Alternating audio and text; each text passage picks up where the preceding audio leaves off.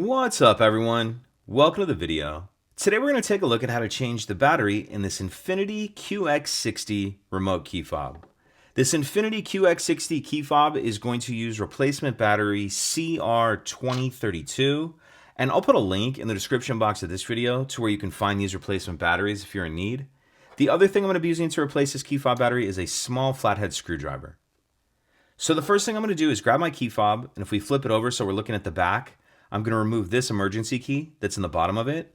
That's done by pressing this release on the back of the fob that my thumb's on, and the emergency key will pull out like that. We can just set that key to the side.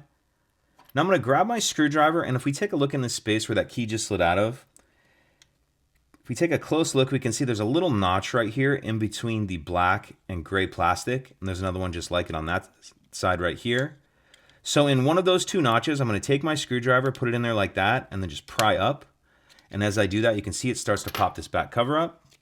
So pull that off, and then in our back cover, we see our battery right here. I'll use my screwdriver just to help get under the edge of the battery, get it out of that battery holder.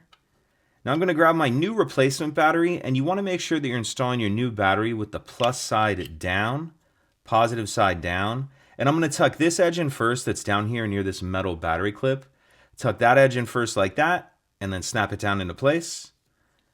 Then we can go ahead and snap the two halves back together. Slide our emergency key back in, and that's it. If you could take a second to like and subscribe, it helps us out, and I'd appreciate it.